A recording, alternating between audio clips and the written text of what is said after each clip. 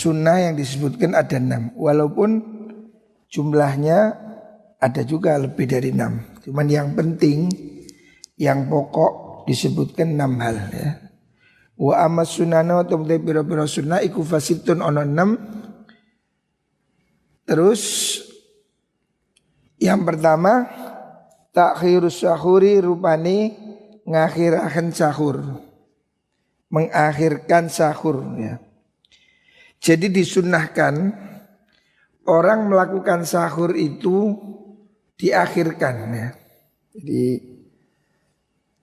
sahurnya kira-kira sudah mendekati subuh ya. Sahurnya itu dianjurkan sudah mendekati subuh ya. Rasulullah Shallallahu Alaihi Wasallam bersabda tasaharu fa inna fis sahuri barokah.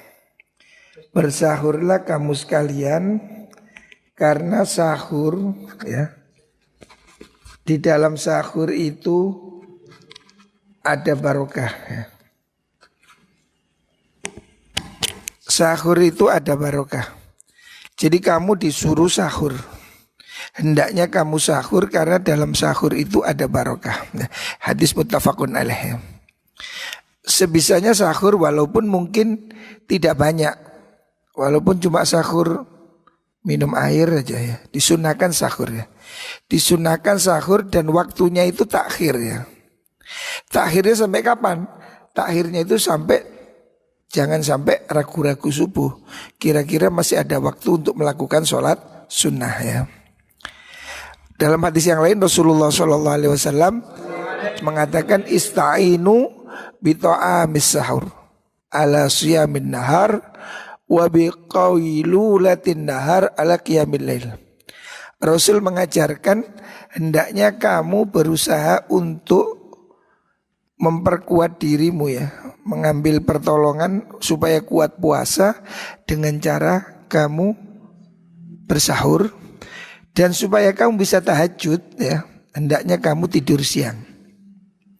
Jadi salah satu resep supaya bisa tahajud, siang tidur. Dari siang sudah tidur, malam sik tidur, iku yo doyan turu jenenge. Harusnya kalau siang sudah tidur, malam bisa bangun gitu lah. Kalau pagi tidur, siang tidur, malam tidur. Terus mulai kapan? Nah, jadi hendaknya sahur itu dilakukan sebelum subuh ya. Ada dalam hadis yang lain diriwayatkan dari sahabat Zaid bin Thabit, dia meriwayatkan hadis dari Rasulullah SAW bahwasanya sahabat Zaid bertanya kepada Anas. Anas ini pelayannya Kanjeng Nabi.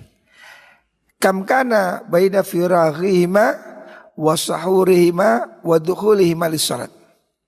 Bagaimana jarak antara keduanya, antara sahur dengan sholat, antara selesainya sahur dengan sholat. Sahabat Anas mengatakan qadrama yaqra'ur rajul khamsina ayat. Nabi itu sahurnya jaraknya dengan sholat subuh kira-kira sekira membaca 50 ayat. Berapa menit kira-kira? Satu halaman berapa ayat? 50 ayat itu berapa ya? Mungkin setengah jam ya. Jadi sahur itu diakhirkan kira-kira 50 ayat sebelum masuk waktu subuh ya. Itu hadis riwayat Imam Bukhari. Yang kedua, wa ta'jilul fitrah. Sunnah yang kedua adalah ta'jilul fitrah ya. Ta'jilul fitrati agi-agi mokel, cepat berbuka ya. Kalau kamu puasa sebaiknya segera buka ya. Jangan ditunda, jangan sholat dulu. Begitu maghrib langsung makan aja ya.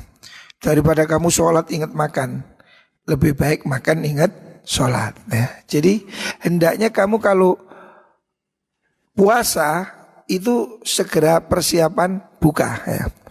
Biasanya kita itu kalau di Mekah, kalau di Medina itu takjil. Takjil itu ya makanan ringan lah. Nanti makan beratnya setelah isya atau setelah maghrib ya. Itu sunnah ya. Disunahkan yang kedua dalam orang berpuasa itu hendaknya segera berbuka ya. Karena ada hadis Rasulullah sallallahu alaihi wasallam, Nabi mengatakan la yazalun nasu bi khairin ma ajjalul fitrah. Orang itu akan selalu dalam kebaikan selama dia mempercepat berbuka ya.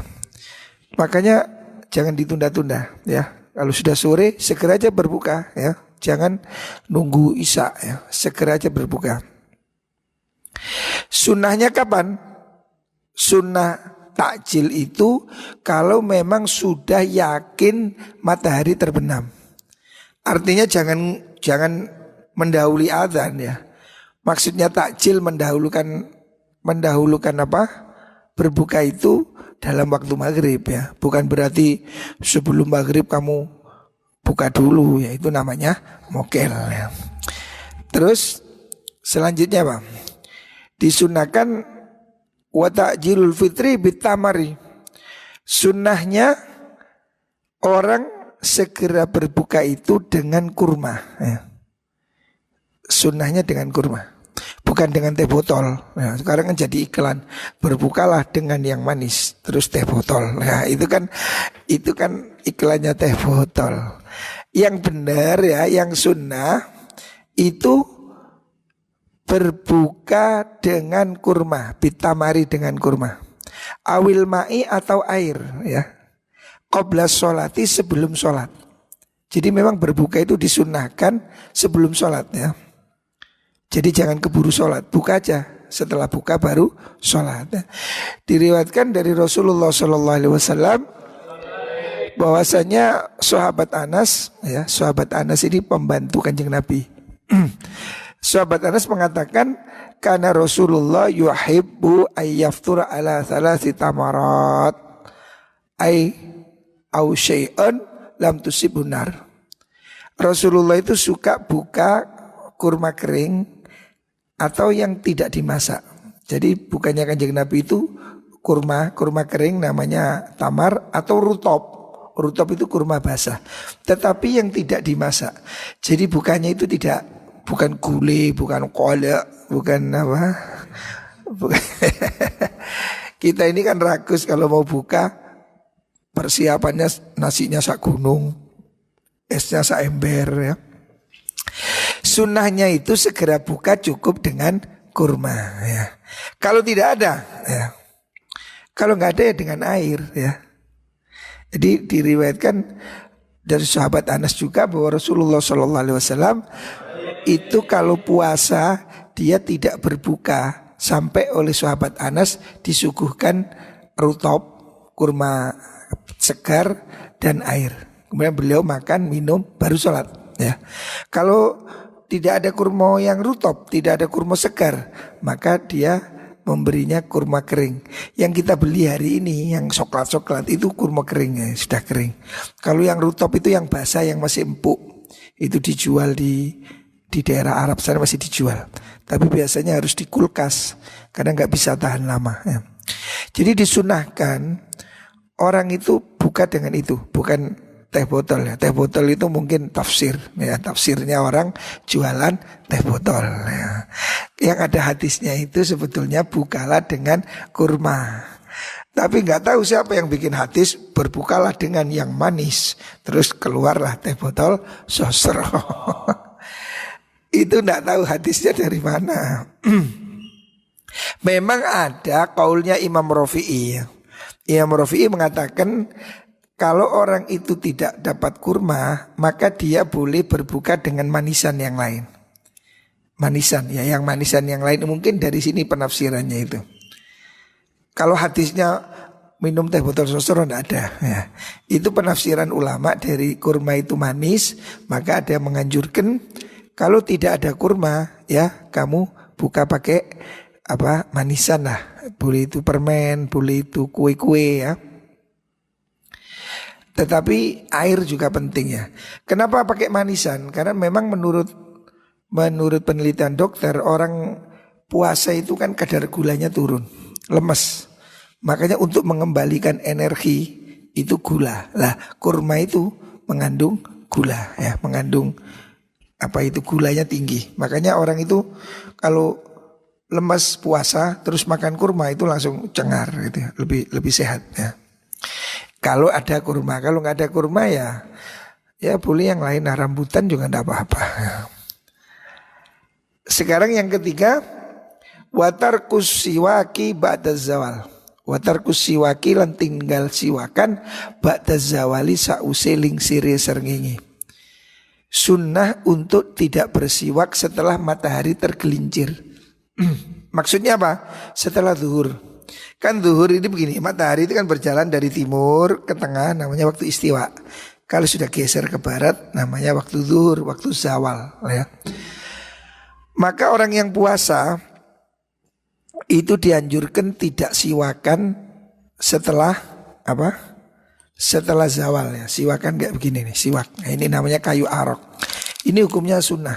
Sholat, ngaji ya. Oke. Ini sunnah. Ini namanya siwak. Siwakan disunahkan pada setiap hal ya. Kecuali bagi orang yang puasa setelah masuk waktu zuhur. Ada yang mengatakan setelah asar. Kenapa? Karena siwak ini keistimewaannya kayu siwak ini bisa menghilangkan bau mulut ya. Kayu arak namanya. Ini kayu siwak. Ini menghilangkan bau mulut. Nah, mengambil hadis yang kemarin disebutkan, orang puasa itu memang harus sabar, bau mulutnya itu walaupun basin itu lebih harum di sisi Allah daripada minyak misik. Artinya pahalanya di sisi Allah ya. Lebih harum daripada misik menurut kamu gitu loh. Bukan berarti Allah salah mencium, bukan ya. Makanya bau mulut itu sudah tidak dihilangkan. Tetapi ulama juga berbeda pendapat. Ada mengatakan tidak makruh. Itu kan cuma penafsiran. Kan tidak ada larangan sebetulnya. Hanya ulama menafsiri hadis bahwasanya la khulufu famis shaim atyabu indallah min rihil misk. Mereka dari hadis itu mengambil teksnya sunnah tidak siwakan supaya apa? Bau segarnya itu tetap, bau kotak-kotaknya itu loh. Ya, namanya orang puasa kan ada bau kotak-kotak. Jadi makanya di sini disunahkan untuk tidak siwakan setelah zuhur ya. Ini termasuk kaulnya Imam Syafi'i yang masyhur ya. Jadi beliau mengatakan siwakan itu sunnah ketika wudhu, ketika siang, ketika malam, ketika bau mulut, kecuali ketika orang puasa setelah sholat zuhur, waktu zawal ya. Tetapi ini debatable ya. Ulama ada yang mengatakan ba'da zawal itu setelah asar. Tapi yang maksimal mengatakan ya mayoritas setelah zuhur ya. Akan tetapi ada juga yang mengatakan tidak makruh ya. Karena hadisnya itu merupakan penafsiran dari tentang bau mulut itu ya. Kemudian yang selanjutnya yang keempat waljud ya. Sunnah yang keempat bagi orang yang puasa itu disunnahkan untuk loman ya. Jud wal judulan loman, dermawan, murah hati ya. Sebetulnya murah hati itu sunnah kapanpun, bukan nunggu puasa. Jangan kalau Ramadan loman, kalau tidak Ramadan pelit ya, jelek. Pelit itu jelek, kapanpun jelek. Loman itu bagus, murah hati itu bagus, kapanpun, apalagi di bulan Ramadan ya. Jadi di bulan Ramadan ini ada kelebihan, keistimewaan. Karena apa? Ramadan itu bulan yang sangat bernilai berlipat ganda di sisi Allah Subhanahu wa taala. Makanya pahala di bulan Ramadan orang puasa atau itu orang apa? Orang sedekah, orang melakukan kebaikan, semuanya dilipat gandakan pahalanya oleh Allah Subhanahu wa taala ya. Makanya di bulan Ramadan dianjurkan untuk banyak bersedekah ya. Apalagi untuk orang yang berbuka ya. Kasih buka orang. Kata Rasulullah SAW, man fattara shaiman, siapa orang beri makan orang puasa, kana lahu mithlu ajru shaumi, dia mendapat pahala puasanya. Makanya di Arab Saudi biasanya orang rebutan sedekah. Kalau bulan Ramadan Orang-orang yang pelit-pelit itu sedekah. Saya ada teman jadi sopir di Saudi. Juragannya itu pelitnya katanya minta ampun sudah. Pelitnya pelit. Pelit sekali. Sampai dia itu kalau minta gaji itu kayak sambil nangis itu. Enggak digaji, pelit. Tapi kalau Ramadan setiap hari kirim kurma ke masjid. Jadi orang Arab ini ekstrim. Karena dia percaya keistimewaan bulan Ramadan. Kalau Ramadan semua orang berlomba-lomba sedekah. Kalau di Mesir mungkin Pak Umam lihat ada Maidatur Rahman, ya, ada suguhan di pinggir-pinggir jalan, ya, suguhan dari Tuhan. Di Mekah juga begitu. Raja Saudi setiap hari menaruh ribuan kotak nasi di luar masjid. Mereka berharap dapat pahalanya orang yang puasa. Dan banyak badan wakaf yang melakukan seperti itu, seperti bank yang terbesar di Saudi itu Al-Rajhi. Al-Rajhi itu juga punya badan wakaf yang khusus membagikan makanan di waktu bulan Ramadan, ya. Dan itu memang disunahkan, ya. Banyak sedekah di bulan Ramadan itu sunnah. Walaupun di luar Ramadan juga tetap sunnah, ya. Jangan hanya di bulan Ramadan. Tetapi Ramadan itu lebih istimewa, ya. Ramadan ini istimewa. Makanya Rasulullah SAW diriwayatkan dalam hadis, karena Sallallahu Alaihi Wasallam ajwadan nasi bil khairi minar rihil mursalah. Rasulullah itu lebih loman dibanding angin yang mengalir. Artinya nggak pilih-pilih, lepas gitu, sangat lepas, ya. Rasulullah di bulan Ramadan itu sangat gemar bersedekah, ya. Makanya kita umat Islam ini dianjurkan, ya. Ya semampunya. Ya kalau mampunya sedekah qala, ya qala, mampunya sedekah air, ya. Apa yang kita mampu jangan dipaksakan, ya. Itu yang keempat. Disunahkan untuk memperbanyak sedekah, ya. Termasuk zakat, ya. Di bulan Ramadan itu orang yang punya harta supaya mengeluarkan zakat. Orang yang punya harta biasanya mengeluarkan zakat. Lah hari ini ada kasus corona ini, dianjurkan untuk mempercepat zakatnya kita keluarkan sekarang.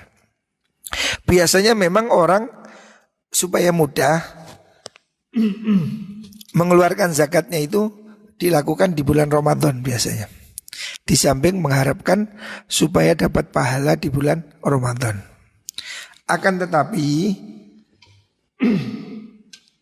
tidak harus di bulan Ramadan. Bahkan hari ini, ya, di musim corona ini kita dianjurkan untuk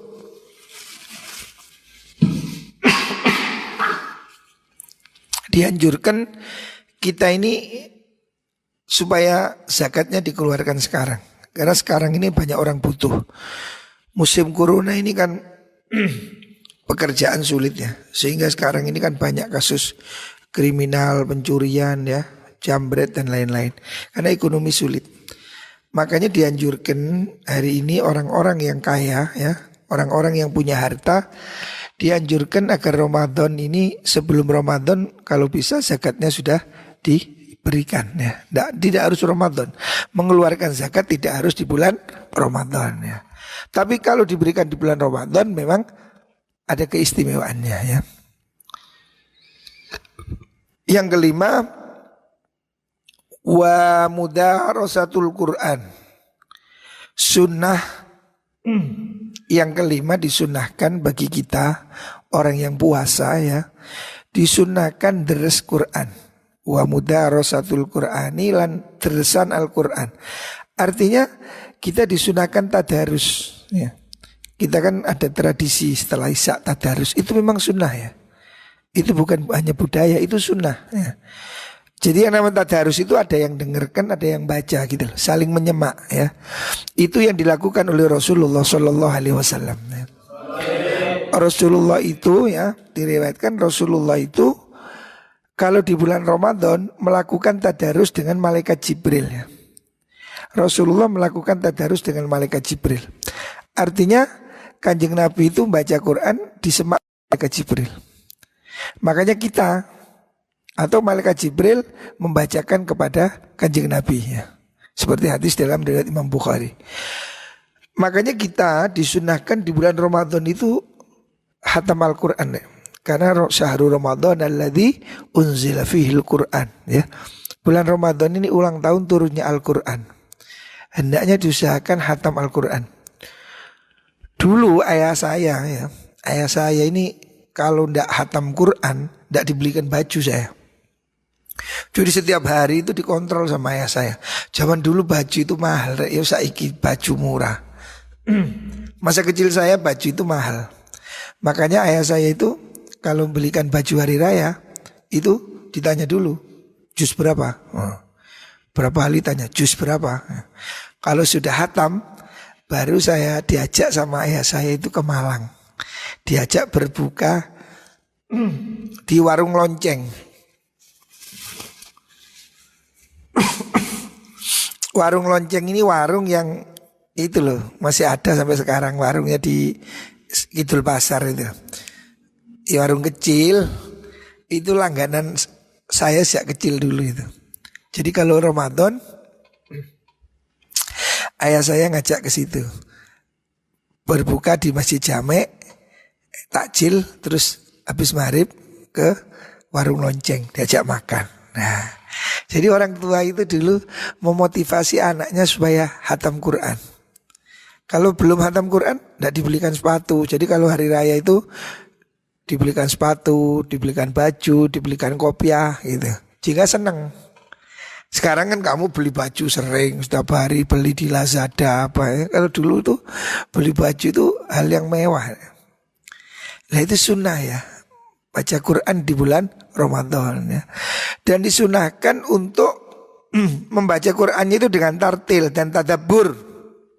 Tartil itu artinya bacanya jangan cepat-cepat, jangan mamam gitu ya. Baca Quran yang tartil dan tadabbur. Tadabbur itu sambil memahami artinya. Ya. Kalau bisa ya bawa terjemahlah atau tafsirlah ya. Usahakan kita berusaha memahami Al-Quran ya. Ramadan itu kesempatan yang istimewa ya. Wal i'tikafu yang keenam, dari sunnahnya di bulan Ramadan yang keenam adalah beriktikaf ya. Iktikaf itu berdiam ya. Berdiam pada masa tertentu di tempat tertentu. Namanya iktikaf. Diam di mana? Di masjid. Nggak boleh iktikaf di kamar, nggak boleh. Iktikaf di jeding, apalagi ya. Namanya iktikaf itu hanya bisa dilakukan di masjid. Masjid apa? Sebagian ulama mengatakan harus masjid jamek, masjid yang dibuat Jumatan. Ada yang mengatakan boleh walaupun tidak jamek. Kan di Arab itu musola-musola ini disebut masjid. Masjid kecil-kecil, jadi kayak ini disebut masjid. Pokoknya tempat untuk sholat jamaah itu disebut masjid. Dan memang diwakafkan sebagai masjid. Tapi tidak dibuat Jumatan. Nah, ulama dia mengatakan iktikafnya harus di masjid yang jamek. Ada yang mengatakan boleh di masjid biasa. Yang penting tidak iktikaf di rumah ya. Kalau iktikaf di rumah iku jenenge ngendok. Ndak ada di kamar, ngendok iku. Iktikaf itu di masjid. Kenapa? Karena masjid ini kan tanah yang paling dicintai Tuhan. Rasulullah SAW mengatakan khairul biqa alal ardi al masjid. Tempat terbaik di muka bumi ini masjid ya. Makanya iktikaf itu di masjid, bukan di kamar. Lah, tempat yang paling jelek itu mana? Wasyarul biqa al aswaq. Tempat yang paling jelek itu pasar. Kamu kerasan di mana? Masjid apa pasar? Pasar mesti ya. Padahal pasar itu tempat terjelek ya. Pasar itu banyak setannya. Delon tahu ke pasar itu, ono sing gak kotangan, ono sing gak kudungan, ono sing ketok jelalat-jelalat kan. Banyak maksiatnya, banyak gizinya ya. Akhirnya orang ke pasar itu kadang dasteran nang pasar. You can see kelek itu, ketok kelek gitu. Lah, Makanya iktikaf itu suruh di masjid. Karena apa? Di masjid itu menyatu dengan Tuhan. Ya. Maksudnya iktikaf itu berdiam di masjid untuk menyatu bersama Tuhan. Jadi kita itu menyendiri bersama Tuhan di masjid itu. Ya, karena rumahnya itu ya di masjid itu. Ya, rumah ibadah itu ya masjid itu. Makanya disunahkan di bulan Ramadan dan juga di luar Ramadan juga sunnah. Tetapi di bulan Ramadan ini lebih sunnah ya. Seperti yang dilakukan oleh Rasulullah SAW. Jadi itikaf itu diem di masjid, gak kemana-mana. Memang niat untuk tidak keluar dari masjid. Jadi kanjeng Nabi itu, diriwayatkan Sayyidah Aisyah, kanjeng Nabi itu 10 hari terakhir itu siang malam di masjid, gak kemana-mana, hanya di masjid. Ya keluar untuk ke toilet, mandi, balik ke masjid. Jadi memang bahkan diriwayatkan Rasulullah itu kalau sudah itikaf itu nggak datangi sholat jenazah di luar, tidak datangi orang sakit ya. Memang konsen di masjid. Diriwayatkan dalam hadis Rasulullah itu kalau itikaf, kalau ada orang sakit itu didatangi tidak diem, cuma lewat aja, dilihat gitu aja langsung balik. Jadi itikaf ini memang menyempatkan diri ingin berdiam menyendiri bersama Gusti Allah ya. Makanya di situ disebut ibadah. Jadi duduknya aja udah ibadah. Iktikaf di masjid, niat iktikaf itu ibadah ya. Dapat pahala. Loh lah terus di masjid lah nopo? Nah di masjid dengan game apa doai ya. Di masjid itu tujuannya untuk takorub ya. Di masjid itu apa? Baca sholawat, baca Quran, baca zikir ya. Ya percuma kalau kau ke masjid lihat YouTube ya apa hai golek wifi Memang akhir-akhir ini masjid itu mungkin perlu diberi wifi supaya orang sergap ke masjid. Tapi cuma cari wifi. Jadi orang datang ke masjid itu tujuannya ya untuk ibadah ya. Menyendiri bersama Allah ya. Tujuannya begitu. Jadi tidak boleh kemana-mana, tidak boleh kumpul istrinya, nggak boleh nemoni tamu ya. Pun di masjid sudah total di masjid ya. Tidak kemana-mana di masjid. Dan dia tidak boleh melakukan hubungan seks. Masjid kok pas ke kamar dewi, tidak boleh. Jadi masjid ini memang tujuannya untuk diam ya. Jadi harus diam di masjid ya. Tidak kemana-mana ya. Memang niatnya itu ingin menyendiri bersama Allah. Hukumnya itikaf ini sunnah. Kapanpun sunnah. Sekarang, kapan, besok sunnah. Tetapi kalau dinadari, kalau nazar, hukumnya jadi wajib. Umpamanya kamu nazar, saya nazar kalau diterima di UMPTN saya mau itikaf 5 hari. Harus kamu itikaf 5 hari. Karena apa? Kamu nazar. Jadi kalau dinadari wajib. Kalau tidak nazar ya sunnah ya. Kamu niat itikaf 1 jam, 2 jam. Kalau yang dilakukan Rasulullah SAW, Kanjeng Nabi itu iktikaf itu 10 hari penuh. 10 hari penuh, tidak keluar-keluar ya. Jadi Nabi itu 10 hari siang malam di masjid. Padahal rumahnya Kanjeng Nabi itu jejer masjid. Jadi kamu supaya bisa bayangkan, rumahnya Nabi itu jejer persis dengan masjid. Seperti ini. Jadi seandainya ini masjid, rumah Nabi itu di sini loh, jejer. Jadi rumah Nabi itu di empere masjid. Makanya Nabi mengatakan ma baina baiti wa mimbari raudhatun min riyadil jannah. Antara mimbar tempat khutbah dengan rumahku adalah taman surga. Karena apa? Rumah Nabi itu nempel di masjid begini. Yang sekarang menjadi makam Rasulullah SAW. Jadi Kanjeng Nabi itu dikubur di dalam rumah. Kanjeng Nabi itu dikubur di dalam rumah. Jadi ketika Nabi meninggal wafat, istrinya Sayyidah Aisyah itu tidur di kuburan. Maksud di rumah yang Nabi itu dikubur di situ. Jadi ini rumah Kanjeng Nabi dikubur di sini, Aisyah tidur di sini. Tanpa ada sekat. Kemudian setelah itu Nabi meninggal dikubur lagi siapa? Abu Bakar, bapaknya. Ya seperti itu. Betapa cinta yang luar biasa. Mau tidur di kuburan. Bojomu durung mesti kan. Durung dikubur kan mesti tinggal. Ini loh istri Nabi. Nabi itu dikubur di dalam rumahnya. Jadi Kanjeng Nabi dikubur di sini, Aisyah tidur di sini. Terus kemudian ada tambahan jenazahnya Abu Bakar, maka di sini Kanjeng Nabi, Abu Bakar, Aisyah tidur di sini satu rumah. Ketika ada tambahan lagi yang meninggal Sayyidina Umar dikubur di situ, baru Sayyidah Aisyah pasang selambu. Karena apa? Aisyah mengatakan Umar ini bukan mahram. Kalau Nabi kan suami mahram, Abu Bakar ayah mahram.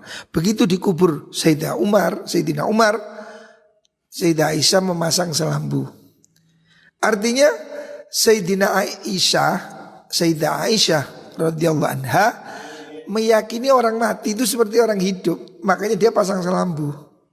Ketika dikubur di situ Sayyidina Umar, beliau pasang selambu, malu karena ada jenazah kuburan orang yang bukan keluarga. Ya gitu loh. Jadi Sayyidah Aisyah aja suka kuburan. Nah, kita ini kok ada galak itu penyembah kuburan. Lah Aisyah itu lah apa turu sak kamar mek kuburan. Hah? Orang Wahabi ini kadang rada mengong.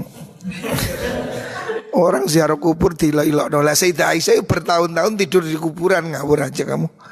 Bertahun-tahun dia tidur di situ Sayyidah Aisyah. Sak kuburan, sak rumah dengan kuburan itu. Baru setelah ada Sayyidina Umar disekat. Karena Aisyah mengatakan saya malu ada Umar yang tidak mahram. Jadi cinta yang luar biasa, cinta yang tanpa batas. Jadi Sayyidah Aisyah itu merasa tidur masih bersama dengan Kanjeng Nabi. Makanya dia tidur di samping kuburnya. Bayangkan saya kiki dia orang wedok gelem turu kayak kuburan nih lah. Coba durung kubur kan wis loro-lorone bojomu. Akhirnya kasus sing lanang loro sing wedok minggat. Durung mati sih tinggal minggat. Jadi disunahkan diam di masjid ya. Seandainya itikaf itu boleh di kamar, Kanjeng Nabi pasti itikaf di kamar. Wong Kanjeng Nabi rumahnya jejer masjid. Maka Kanjeng Nabi tidak di kamar, Nabi itikafnya di masjid. Dan boleh mengeluarkan sebagian anggota badan. Jadi Kanjeng Nabi itu diriwayatkan beliau itu pernah menjulurkan kepalanya. Jadi kan masjid jejer sama rumah di jendela. Nabi menjulurkan kepalanya keluar jendela sama Sayyidah Aisyah disisir rambutnya. Aduh mesranya jadi kan Nabi itu disisiri, kepalanya di luar disisir. Boleh ya. Mengeluarkan sebagian anggota tubuh.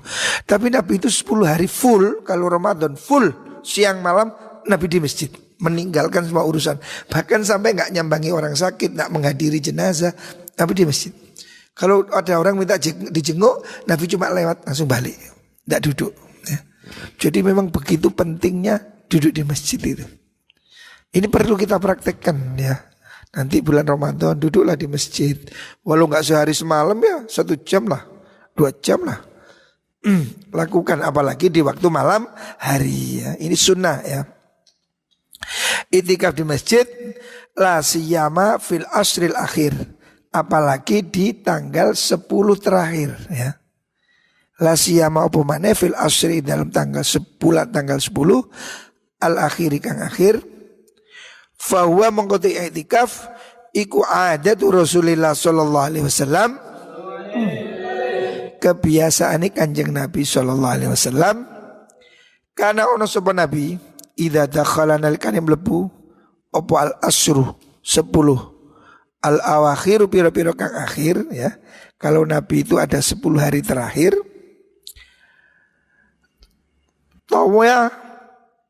Tawiya mongko nglempit sapa Kanjeng Nabi al firosa ing lemek. Alas tidurnya itu dilempit. Kan Nabi itu tidur tidak pakai kasur. Kita ini hidup lebih enak dari Nabi. Kanjeng Nabi itu tidurnya cuma pakai tikar. Sehingga direwetkan oleh sahabat ketika Kanjeng Nabi meninggal, yang memandikan jenazah Nabi itu masih melihat guratan garis-garis garis-garis bekasnya lidinya klosor apa sih kan? Tikar itu loh. Jadi Nabi itu tidur di atas tikar daun kurma. Ketika dimandikan jenazahnya itu masih ada garis-garis di tubuhnya. Artinya membekas garis-garisnya daun kurma itu di punggungnya. Jadi Kanjeng Nabi tidak punya spring bed, ya. Tidak punya kasur. Kanjeng Nabi itu tidurnya hanya beralaskan daun. Lah ketika bulan Ramadan 10 hari terakhir, Kanjeng Nabi itu melipat tempat tidurnya, dilipat. Jadi beliau nggak tidur. Ya, tidur di masjid itu sudah. Nggak tidur di rumah. Dilipat tempat tidurnya. Terus wasaddal mizar, dan Kanjeng Nabi itu saddal mizar, menalikan saddan iku nalini al mizar ing sarung dodot. Maksudnya bajunya itu diikat, dikencang, mengencangkan ikat pinggang. Nah, kalau sekarang itu bahasa gitu. Artinya Kanjeng Nabi itu bersiap siaga, ya. Jadi nggak enteng-entengan, memang bersiap siaga, mengencangkan pakaiannya, ya. Wada'aba lan ngelanggengi sapa Nabi, wa'at aba lan ngelanggengaken sapa Nabi ahlahu ing keluargane Kanjeng Nabi. Jadi kalau di bulan Ramadan 10 hari terakhir Rasulullah itu diem, netap di masjid, dan keluarganya juga diajak ke masjid. Jadi hebatlah. Padahal Kanjeng Nabi itu tidak punya dosa, tidak punya salah, ya, tapi ibadahnya seperti itu. 10 hari tidak keluar dari masjid kecuali ada hajat, ya, seperti ke toilet dan itu. 10 hari loh. Coba kamu bayang, 1 hari aja coba kamu bayang. Diam di masjid kuat apa? Gatel kabeh sikilmu. Goleki handphone yang mesti. Kita ini hidup sudah dijajah oleh handphone ini. Handphone ini sudah menjadi setan gepeng. Ngaji, golek handphone, turu, golek handphone, semua benda yang tidak pernah lepas dari tanganmu ya handphone nih. Makanya sulit itikaf ini. Makanya kalau itikaf jangan bawa handphone. Memang kita itu itikaf itu niat mengosongkan diri untuk duduk bersama Allah. Dalam artian ya memang untuk konsentrasi ibadah, baca Quran, zikir, baca sholawat. Kan kita ini diberi Allah waktu 365 hari setahun. Masa 10 hari aja disisihkan untuk Allah, nggak bisa ya. Ya ini introspeksi lah, kalau bisa lakukan ya. Di masjid terus tadi karena ono sapa Nabi dewa. Ai adamu tegesi nglanggengaken sapa Kanjeng Nabi, ya. Adamu an-nasoba ing kangelan fil ibadati ing dalam ibadah. Artinya Kanjeng Nabi itu berusaha keras untuk ibadah, enggak enak-enak gitu loh. Jadi bahasa melipat tikar itu maksudnya menunjukkan sama sekali tidak santai. Jadi tikernya dilipat, sarungnya diikat. Jadi dia memang konsentrasi 10 hari itu sholat, zikir, baca Quran hanya untuk di dalam masjid. Nggak ngomong-ngomong, nggak ada kesibukan lain. Ini loh Kanjeng Nabi. Lah kita ini loh opo ya. Kita ini harus malu ya. Moga-moga Ramadan ini bisa itikaf ya. Loh katanya ada corona nggak boleh itikaf. Ya saya kira itikaf masa dilarang, kan nggak kumpul orang, kan bisa 1 meter 1 meter. Social distancing ya 1 meter. Karena itikaf itu kan boleh siang, boleh malam atau dijadwal lah. Biar bisa itikaf semua. Kasih nomor jam sekian itu ya. Kalau saya sih ya kalau boleh usul jangan dilarang itikaf itu. Karena itu kesempatannya luar biasa, emas itu. Bagaimana caranya ya? Mungkin disiapkan sabun di luar masjid, sabun disiapkan, masker disiapkan, harus bawa sejedah. Kalau perlu pakai jas hujan pokoknya. Tapi izinkan orang untuk itikaf di masjid. Karena enggak bisa itikaf di warung ya, enggak bisa ya. Mau itikaf di mana kalau tidak boleh ke masjid kita ini ya. Kalau boleh, tapi tidak tahu, katanya ada edaran di Surabaya tidak boleh itikaf, tidak boleh terawih, tidak boleh jamaah. La haula wala quwata illa billah. Saya pikir kenapa sih kok masjid ini dicurigai, lah pasar kok oleh. Padahal lama di mana orang di pasar dengan di masjid itu. Naik bis semuanya. naik bis ke Surabaya 2 jam kok boleh. Jamaah paling 10 menit. Kan lebih deketan orang di bis. Berjejel-jejel keringetan 2 jam. Apalagi Jakarta 12 jam. Kok oleh? Kayak masjid ketemu 15 menit ya suka oleh. Ya, jadi ini ada muskil ya. Harusnya ya bolehlah selama dia bisa menjaga diri gitu. Yang tidak boleh itu kalau orang positif corona. Wah itu haram. Saya setuju itu. Kalau positif corona haram ke masjid. Karena apa? Menular ya. Wah, bahaya itu, membahayakan orang. Tapi kalau orang sehat-sehat kayak kita ini gak boleh ke masjid ya. Ya yembuh karena artinya ya saya kira mungkin harus ada apa dispensasi atau apa gitu. Tadi saya ditanyai wartawan, bagaimana Gus puasa ada corona? Apa salahnya saya bilang? Puasa itu ya tetap wajib, bagi umat Islam wajib puasa ya. Dan tidak ada korelasi antara puasa dengan corona. Apa ada penelitian dokter bahwa puasa menyebabkan corona? Tidak ada ini, dokter sampel ya. Sejauh ini sampai hari ini belum ditemukan korelasi ilmiah ya yang dipublikasi bahwa ada hubungan puasa dengan corona ya. Makanya saya katakan semua orang wajib puasa. Karena ini sudah ada di media, di koran. Politisi partai Anung minta supaya Jokowi presiden melarang puasa. Iku mendem mangan sabun. Puasa dilarang ya apa karepe. Justru puasa ini menurut situs kesehatan seperti kamu lihat Alu Dokter, apa kamu lihat di internet, puasa itu justru meningkatkan kekebalan tubuh. Jadi sudah ada penelitian itu bahwa orang puasa 14 jam itu meningkatkan kekebalan tubuh. Jadi dia lebih imun. Itu ada penelitian ilmiahnya. Saya sudah lihat itu di kompas.com, di aludok.com. Puasa itu justru bagus untuk kesehatan. Bisa mencegah penyakit kanker, bisa mencegah resiko penyakit jantung, bisa yang pasti itu menurunkan berat badan, pokok makan ake-ake, dan juga meningkatkan kekebalan tubuh. Makanya saya tidak setuju kalau dikatakan Ramadan supaya dilarang puasa. Waduh, itu sekolah nanti. Jangan-jangan sekolahnya nang Skoro Kidul. Klenik itu klenik.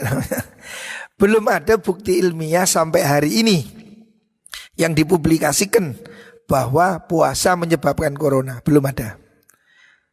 Saya tadi lihat berita Al-Azhar, Majelis Darul Ifta juga mengatakan sama, tetap wajib puasa karena tidak ada korelasi antara corona dengan puasa. Artinya belum ada indikasi kalau puasa itu bahaya corona, tidak ada. Yang ada orang puasa itu meningkat kekebalan tubuhnya sehingga dia mungkin lebih sehat. Nah itu yang kecuali kalau orang itu sakit. Nah ini soal lain. Orang yang sudah suspek corona. Oh kalau itu bisa haram puasa. Bisa. Jadi Imam Nawawi dalam Majmu' Imam Nawawi Bantani dalam Nihayatul Zain mengatakan ada yang memang dilarang puasa, yaitu orang yang kalau puasa akan menimbulkan resiko fatal. Artinya dia bisa mati atau cacat. Itu haram puasa. Jadi bukan malah boleh, haram. Jadi orang penderita COVID-19 nah, yang memang menurut dokter tapi bukan menurut dukun. Enggak menurut Ningsi Tinampi. Iku dukun. Katanya Ningsi Tinampi sudah menemukan obat corona dijual 35.000. Saya bilang di pasar cuma 20. Itu kan bagul jamu itu.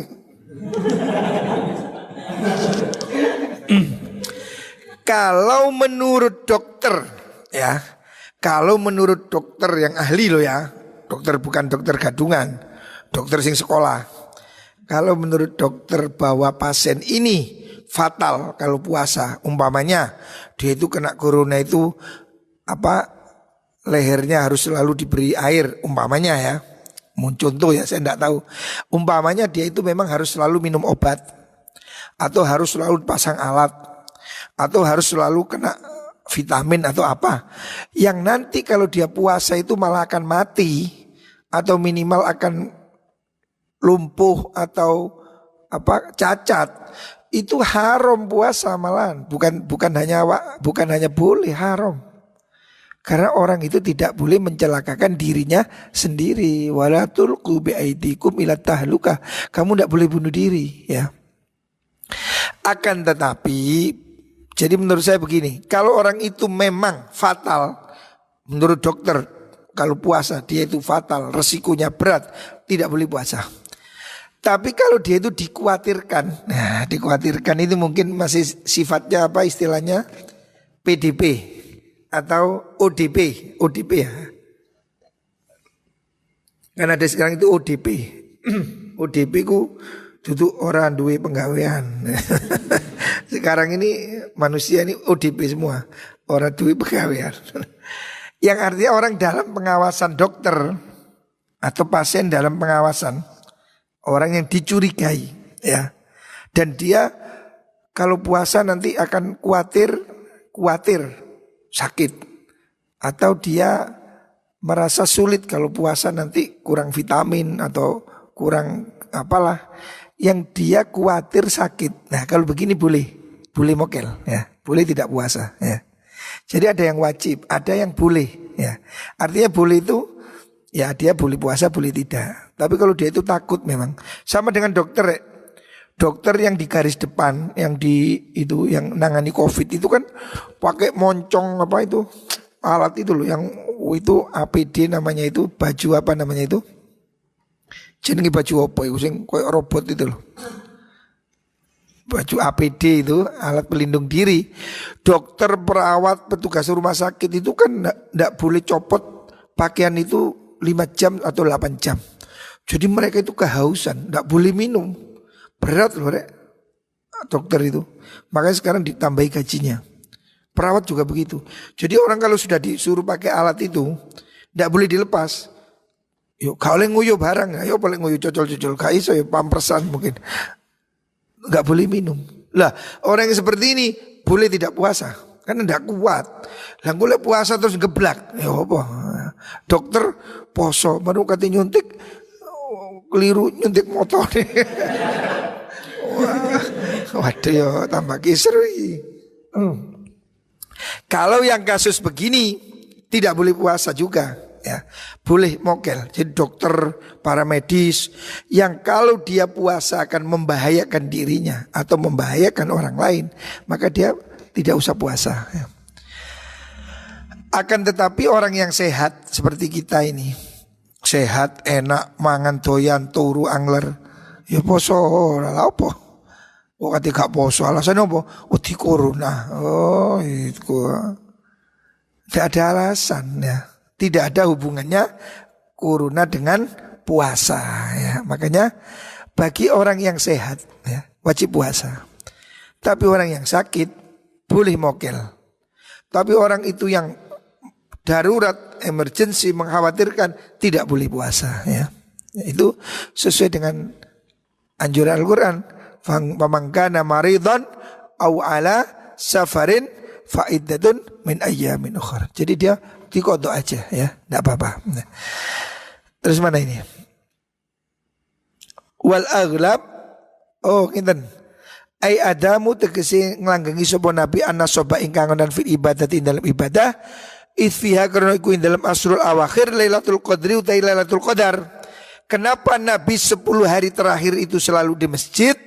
Karena Nabi mengharap turunnya Lailatul Qadar. Ya, ini yang penting di sini. Makanya kita kalau bisa ya minimal malam hari ya, datanglah ke masjid tarawih ya, itikaf. Harapannya supaya dapat Lailatul Qadar. Lailatul Qadar itu malam yang mulia, malam ketetapan Allah pada hari itu. Malam yang disebut Allah Lailatul Qadri khairum min alfi syahr, malam 1000 bulan ya. Makanya ini jangan diremehkan ya. Lailatul Qadar harus kita cari. Kanjeng Nabi aja berburu. Jadi kanjeng Nabi 10 malam terakhir Ramadan itu di masjid untuk mendapat Lailatul Qadar. Lho lah Nabi terus sik nggodak. Kok awak-awakan santai iki ya opo ya? Hah? Keplek kayak gini. Kanjeng Nabi aja memburu lah kok kita ayam-ayam ya. Makanya 10 hari terakhir saya ingatkan, 10 hari terakhir jangan sampai tidak terawih. 10 hari terakhir usahakan memperbanyak ibadah ya. Kalau bisa iktikaf, kalau tidak bisa ya zikir, wirid, apa yang bisa kamu lakukan walaupun di rumah ya. Karena 10 hari terakhir itulah malam yang paling dinantikan bisa terjadi Lailatul Qadar. Wal aghlabu taikang luweh umum, kebiasaan ya aghlab itu, anha setune Lailatul Qadar iku fi autariha ing dalem piro-piro ganjile Lailah. Jadi Lailatul Qadar itu pasti ada di 10 malam terakhir bulan Ramadan. 10 malam ini bagaimana? 10 malam ini yang paling mendekati itu malam ganjil. Makanya kalau kamu tidak bisa itikaf 10 malam, minimal ambil yang ganjil 21, 23, 25, 27, 29. Yang ganjil ini harapan besar ya. Peluangnya lebih besar ya. Wa asbahu, dan luwih serupa, luwih memper ya. Sangat memungkinkan ya. Karena ada beberapa riwayat hadis yang ulama berbeda pendapat. Kapan Lailatul Qadar itu? Ulama berbeda pendapat, ada puluhan pendapat.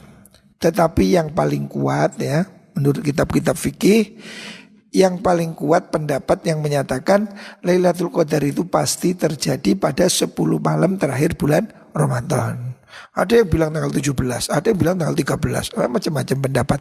Tetapi yang paling memper ya, berdasarkan isyarah dari apa yang dilakukan Rasulullah SAW, Kanjeng Nabi itu selalu iktikaf 10 malam terakhir Ramadan.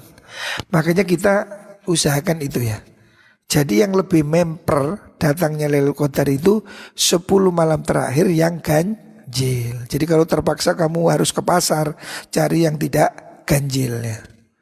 Cari yang tidak ganjil. Jadi malam yang paling diharapkan Lailatul Qadar itu wal aghlab annaha fi autariha ya.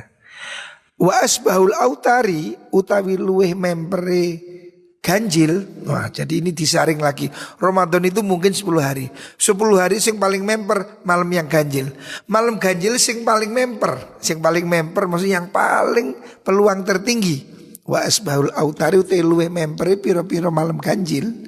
Artinya yang lebih kemungkinan tinggi terjadi Lailatul Qadar pada malam ganjil iku Lailatu ihda wa thalathin wa khamsin wa sab'in.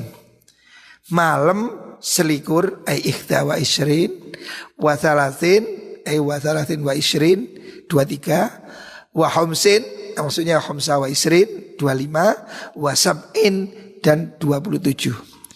Jadi kalau kamu kepingin ngambil yang intinya inti ya gitu kan. Ramadan ini kan intinya 10 hari terakhir. 10 hari yang lebih inti yang ganjil. Yang intinya dari inti ya, ganjil ini yang lebih inti yang mana? Ganjil itu yang lebih inti, core of the core-nya itu ya. Menurut siapa? Bandul. Yang intinya ahlinya ahli itu intinya inti adalah malam 21, malam 23, malam 25 dan malam 27. Jadi 4 ini intinya inti sudah. Jadi kalau kamu kepingin konsentrasi penuh di mana? Yaitu Ramadan ini semuanya ibadah. Yang inti kalau mau diperes lagi 10 malam terakhir. Intinya inti malam ganjil, 10 yang ganjil. Intinya intinya ya malam itu 21 23, 25 dan 27 ya. Itu malam yang paling bisa diharapkan terjadi malam Lailatul Qadar. Ini pendapat yang masyhur kalangan ulama begini ya. Memang ada ulama Saudi ya. Kalau Saudi beda lagi. Ulama Saudi Arabia ini berpegangan pada pendapat Ibnu Abbas. Mengatakan Lailatul Qadar itu pasti malam 27. Makanya di Saudi ya, saya sudah berkali-kali akhir Ramadan di Saudi. Di Saudi itu kalau malam 10 hari terakhir, hotel itu mahalnya puluhan kali lipat. Bahkan melebihi haji. Jadi musim haji itu kalah dengan 10 malam terakhir Ramadan. Hotel mahalnya luar biasa.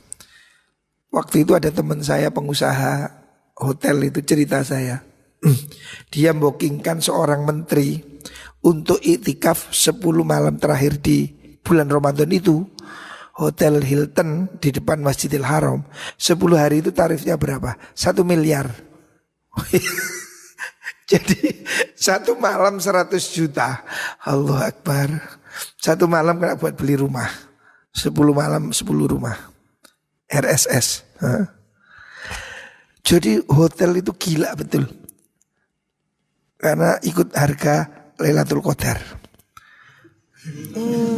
Dan hotel tidak diecer. Jadi orang Saudi itu wis wilet tenan.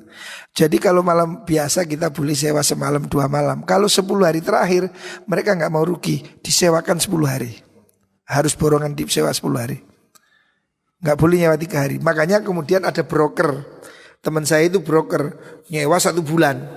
Terus dijual ke travel-travel 3 hari, 3 hari, 3 hari diecer ke orang. Tapi dia beli 1 bulan sehingga dapat murah. Karena hotel kalau akhir Ramadan tidak diecer. Yang ngecer itu agen ya, ada teman saya itu agen. Dia itu jual kamar itu. Itu dia cerita saya akhir Ramadan hotel yang suite di depan Masjidil Haram itu Hilton itu harganya 10 malam itu 1 miliar. Padahal itu tahun 2012 kalau salah. Hari ini mungkin bisa 2 miliar itu. Bayangkan harga tidur yang super duper gitu. Mahal sekali. Kenapa? Karena semua orang berebut Lailatul Qadar. Lah puncaknya itu malam 27. Kalau sudah malam 27 Ramadan, saya terakhir Ramadan di Mekah itu 2015 ya. Itu masjid setelah asar sudah dijaga tentara. Tentara bersenjata ngepung masjid. Orang tidak boleh masuk masjid. Setelah asar sudah ditutup masjid itu. Saking penuhnya orang. Jadi kalau mau masuk masjid, kepingin sholat maghrib di masjid, masuknya setelah zuhur. Masjid sudah ditutup, bayangkan ya. Kalau kamu mau ke masjid setelah asar, itu dapat 1 kilo di luar sana. Jadi kalau malam 27 Ramadan, itu panjangnya jamaah bisa 2 kilometer. Jauh sekali. Jadi di jalan-jalan seandainya masjid jamaah itu Masjidil Haram, jamaah itu sampai kerebet sana. Jalan sudah nggak bisa jalan. Jadi jalan raya sudah diduduki orang. Full setelah asar. Tidak bisa masuk masjid. Malah saya terakhir itu rombongan saya itu ada orang Semarang meninggal. Sehat-sehat bareng sama saya. Jadi dia setelah Isya kan masjid ditutup. Sebelum asar ditutup. Keluarnya setelah tarawih jam 10 malam. Lah jam 10 malam ini kan desaan.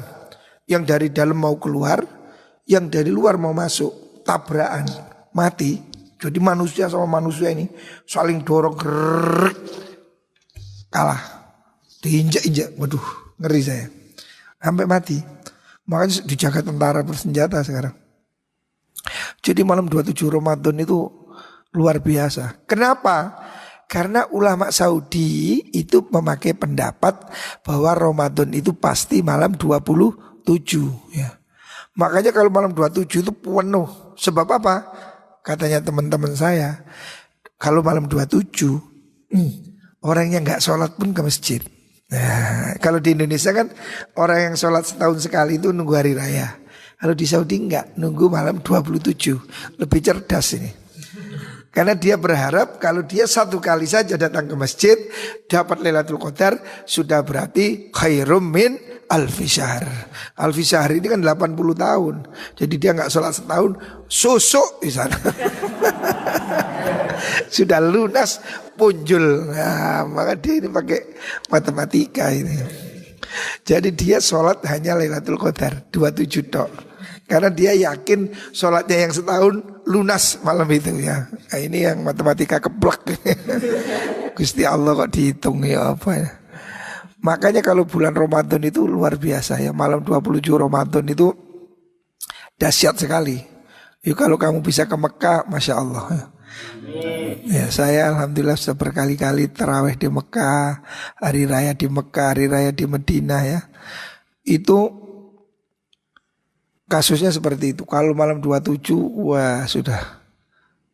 Dan itu karena itu memang sunnah, maka orang rebutan ya. Nah, itikaf itu disunahkan bagaimana? Au nawahu, mana tadi? Mana tadi kitabnya ini kok lewat ini? Bentar. Jadi tentang sunnah itikaf tadi ya. Dan mana kitab? Wattatabu'u fi hadzal i'tikafi aula. I'tikaf ini terus menerus, ini lebih utama. Jadi i'tikaf itu tidak terputus-putus, ini lebih utama. Jadi orang itu i'tikaf 10 hari full, itu lebih utama. Maksudnya gak keluar-keluar ya, itu aula lebih utama. Fa'in nadharo, sekarang kalau dia nadhar ya, nadhar i'tikaf 5 hari umpamanya. Maka kalau dia keluar batal i'tikafnya, harus dimulai dari satu lagi kalau nadhar ya. Jadi kalau apabila orang itu nadhar i'tikaf 5 hari, maka dia tidak boleh keluar 5 hari itu. Ya kalau dia nadhar, kalau keluar ya batal, dia harus memulai lagi kalau dia nadhar ya. Apabila fa'in nadharo i'tikafan, apabila dia itu nadhar melakukan i'tikaf ya, nadhar ya kasusnya, mutatabian secara terus menerus 5 hari atau 10 hari, au nawahu atau dia niat untuk melakukan apa itu tatabu i'tikaf secara rutin, in qata'a tatabuhu bil khuruj min ghairi daruratin, maka i'tikafnya terputus kalau dia keluar masjid dengan tanpa darurat. Kamalau kharaja ke lamun metu sapa wong li iyadatin krana nyambangi wong loro, kalau dia keluar jenguk orang sakit pun walaupun itu ibadah, putus i'tikafnya ya. Kalau dia nadarnya terus menerus. Au syahadatin utawa menjadi saksi, au janazatin utawa krono ada jenazah, i'tikafnya putus kalau dinadari terus menerus. Au tajdidi taharatin atau dia keluar untuk tajdidul wudu juga tidak boleh kalau dia nadar ya. Jadi ada kasus kalau orang itu nadarnya terus menerus, maka total tidak boleh keluar masjid kalau nadar ya. Wa in kharaja lil qada'il hajati lam yanqati, tapi kalau dia keluar wa in kharaja lamun metu sapa wong li qada'il hajati karena nekani hajat, lam yanqati mongko ora pedhot apa i'tikaf. Jadi kalau mau beol, mau kencing tidak apa-apa. Walahu, dan bagi dia ai ya tawaddu'a fil bait, orang itikaf boleh tawaddu di rumah, wudhu di rumah. Wala yang bagi ayya ruja ala sughlin akhar, wala yang bagi lan orang sayuk copa ya ruja yang temetu sapa wong atau ketungkul ala sughlin yang ngasih kerepotan akhar kang liya. Jadi orang itikaf itu tidak boleh melakukan kesibukan lain, bawa handphone, main game, enggak boleh ya, harus fokus ya, jangan mikir liya-liya. Karena sallallahu alaihi wasallam la yakhruju illa li hajatil insan wa la yas'alu anil marid illa maron. Rasulullah itu waktu i'tikaf itu tidak keluar kecuali untuk hajat, buang hajat, dan tidak nanyai orang sakit ya. Padahal Rasulullah itu suka mengunjungi orang sakit, dia tidak ke situ kecuali cuma lewat aja, lewat langsung balik. Wa yanqatu tatabu bil jima', tatabu terus menerus dalam itikaf itu putus karena jima, wala yang qati ubit takbil, tetapi tidak putus dengan karena mencium istri. Tidak apa-apa, pokoknya nggak sampai hubungan seks. Wala ba'sa fil masjid bit tayyib, tatayyib, boleh di masjid orang itikaf pakai parfum, tidak apa-apa. Waktu nikah boleh juga akan nikah, menikah di masjid tidak masalah. Wa naum, tidur juga boleh, yang penting tidurnya jangan sampai mengotori masjid. Wa ghaslul yadi fil tisti, dan mengusap tangan di wadah cuci tangan tidak apa-apa ya. Itu apa cara untuk melakukan i'tikaf. Moga-moga kita semua bisa melakukan iktikaf Ramadan ini, semoga diberi kesehatan oleh Allah Subhanahu wa taala.